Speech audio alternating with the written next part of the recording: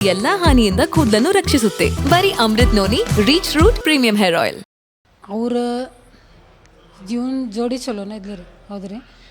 ಈ ಫೋನಾಗ ಬೇರೆದವ್ರ ಜೋಡಿ ಮಾತಾಡ್ಕೊತ ಇದ್ರೆ ಸುಮ್ಮನೆ ಇರ್ತಾರೆ ರೀ, ಯಾರು ಸುಮ್ಮನೆ ಇರ್ತಾರೆ ರೀ. ನಂಗೆ ಒಂದು ಸಲ ನಾ ಅಂದ ರೀ, ಮಮ್ಮಿ ಈಕಿಗೆ ಯಾರ ಜೋಡಿ ಮಾತಾಡ್ತಾಳೆ, ನೀನು ಬೇಡತ್ತಲ್ಲ ಬಿಟ್ಬಿಡು ಅಂತ ಹೇಳಿದೆ ರೀ. ನಾನು ಬುದ್ಧಿ ಮಾತು ಹೇಳೇನಿ ರೀ ನಾನು ನನ್ನ ಮಗಗೆ.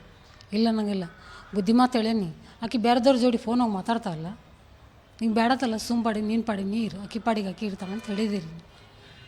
ಆದರೆ ಈ ಮಟ್ಟಿಗೆ ಹೋಗ್ತೈತೆ ಅಂತ ಯಾರು ಮನಸ್ಸಾಗ ಇಲ್ಲ.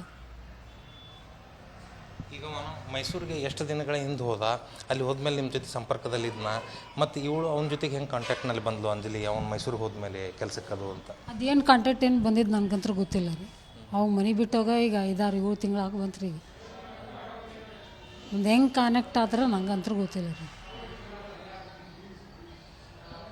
ಈಗ ಆರೋಪಿಯ ವಿರುದ್ಧ ಪ್ರತಿಭಟನೆ ನಡೀತಾ ಇದೆ. ಹತ್ಯಂತೂ ಮಾಡಿದಾನೆ, ಅವನಿಗೆ ಗಲ್ ಶಿಕ್ಷೆ ವಿಧಿಸಿ ಎನ್ಕೌಂಟರ್ ಮಾಡಿ ಅನ್ನುವಂಥ ಆಗ್ರಹವನ್ನು ಸ್ವಾಮೀಜಿಗಳು, ಹೋರಾಟಗಾರರು, ಮಹಿಳಾ ಸಂಘಟನೆಗಳು ಇಡೀ ರಾಜ್ಯಾದ್ಯಂತ ಮಾಡ್ತಾ ಇದ್ದಾವೆ. ಇದರ ಬಗ್ಗೆ ತಮಗೀಗ ಇದನ್ನೆಲ್ಲ ನೋಡಿದಾಗ ಏನಾಗ್ತಾ ಇದೆ ಅಂತ ಅನಿಸುತ್ತೆ? ಸಂಕಟ ಆಗ್ತೈತೆ ರೀ ಹೊಟ್ಟೆಗೆ. ಆದರೆ ಯಾರ ಮುಂದೆ ಹೇಳ್ಕೊಳಕ್ಕೆ ಹೋಗಂಗಿಲ್ಲ, ಉಗುಳಕ್ಕೂ ಹೋಗಂಗಿಲ್ಲ.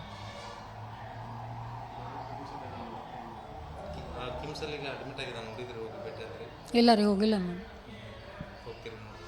ಇಲ್ಲ ರೀ.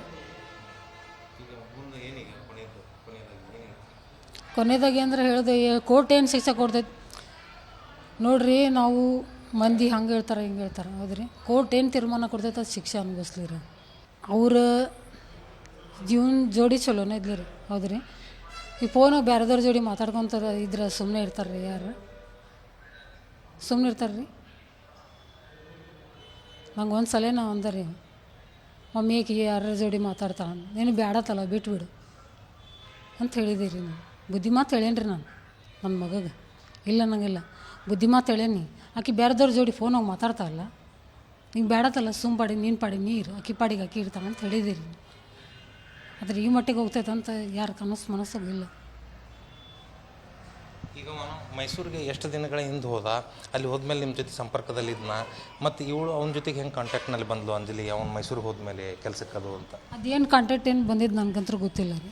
ಅವಾಗ ಮನೆ ಬಿಟ್ಟೋಗ ಈಗ 5-6-7 ತಿಂಗಳಾಗ ಬಂತ್ರಿ. ಈಗ ಒಂದು ಹೆಂಗೆ ಕನೆಕ್ಟ್ ಆದ್ರೆ ನಂಗಂತೂ ಗೊತ್ತಿಲ್ಲ ರೀ. ಈಗ ಆರೋಪಿಯ ವಿರುದ್ಧ ಪ್ರತಿಭಟನೆ ನಡೀತಾ ಇದೆ. ಹತ್ಯಂತೂ ಮಾಡಿದಾನೆ, ಅವನಿಗೆ ಗಲ್ ಶಿಕ್ಷೆ ವಿಧಿಸಿ ಎನ್ಕೌಂಟರ್ ಮಾಡಿ ಅನ್ನುವಂಥ ಆಗ್ರಹವನ್ನು ಸ್ವಾಮೀಜಿಗಳು, ಹೋರಾಟಗಾರರು, ಮಹಿಳಾ ಸಂಘಟನೆಗಳು ಇಡೀ ರಾಜ್ಯಾದ್ಯಂತ ಮಾಡ್ತಾ ಇದ್ದಾವೆ. ನನ್ನ ಜೀವನದಲ್ಲಿ ನಾನು ಮಾತ್ರವಲ್ಲ, ನನ್ನ ಕೂದಲು ಕೂಡ ಆಗಿರ್ಬೇಕು ಸ್ಟ್ರಾಂಗ್ ಅಂಡ್ ಸ್ಟೈಲಿಶ್. ಬರೀ Amrit noni reach root premium hair oil ನೊಂದಿಗೆ. Reach root premium hair oil.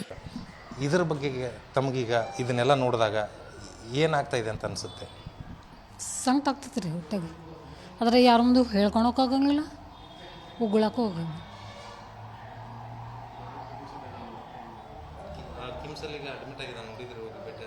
ಇಲ್ಲ ರೀ, ಹೋಗಿಲ್ಲ ನಾನು. ಇಲ್ಲ ರೀ. ಕೊನೆದಾಗಿ ಅಂದ್ರೆ ಹೇಳಿದೆ, ಕೋರ್ಟ್ ಏನು ಶಿಕ್ಷೆ ಕೊಡ್ತೈತಿ ನೋಡ್ರಿ. ನಾವು ಮಂದಿ ಹಂಗೆ ಹೇಳ್ತಾರೆ ಹಿಂಗೆ ಹೇಳ್ತಾರೆ ಹೌದ್ರಿ. ಕೋರ್ಟ್ ಏನು ತೀರ್ಮಾನ ಕೊಡ್ತೈತೆ ಅದು ಶಿಕ್ಷೆ ಅನುಭವಿಸ್ಲಿ ರೀ. ಅನುಕ್ಷಣದ ಸುದ್ದಿಗಳಿಗಾಗಿ ವಿಸ್ತಾರ ನ್ಯೂಸ್ ಯೂಟ್ಯೂಬ್ ಚಾನೆಲ್ ಸಬ್ಸ್ಕ್ರೈಬ್ ಮಾಡಿ.